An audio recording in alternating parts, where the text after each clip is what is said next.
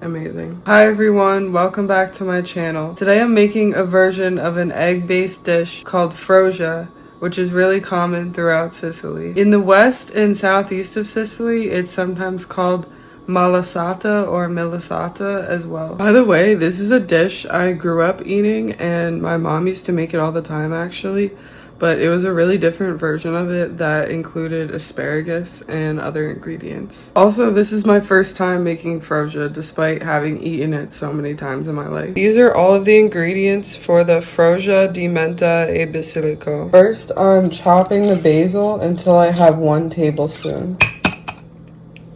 Now I'm cracking 8 eggs into this bowl. Now I'm beating the eggs in the bowl.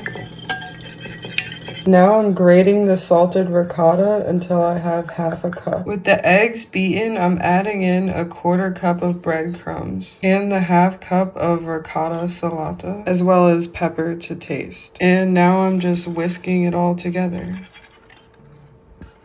The mixture is well combined, so I'm adding in a tablespoon of fresh basil and half of a tablespoon of fresh mint. By the way, salt isn't needed because the ricotta is already salted. Now it's time to cook the Froscia. I'm heating up the oil over high heat. Once the oil is hot, I'm turning off the heat and then I'm gonna slowly pour in the egg mixture.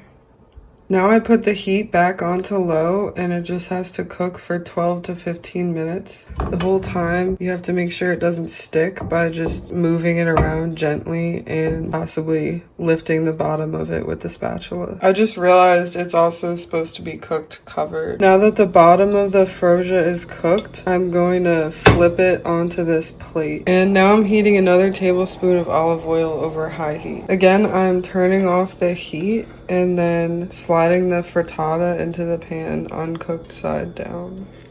Now I have to say, I don't understand why they had me do it like that because obviously a ton of the raw eggs stuck to the plate and I had to try to scrape it back into the pan. I put the heat back on low and I'm just going to recover it and cook for 3 to 5 more minutes. And now that it's done cooking, I'm just sliding it onto a plate. Now it's time to try the Froscia di Menta e Basilico. Okay, this is amazing. It's like an omelet, but better. The texture is a little bit denser, like a pancake, and it's just super flavorful. It's just best comfort food.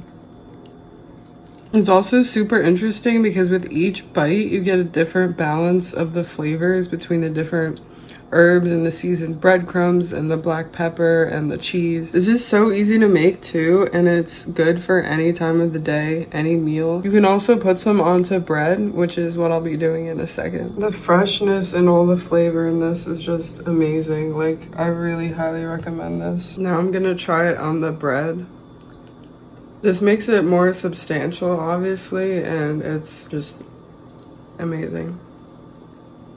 Thank you for joining me in this journey to make Froscia or malasata, and don't forget to like, comment, and subscribe. I'll see you next time.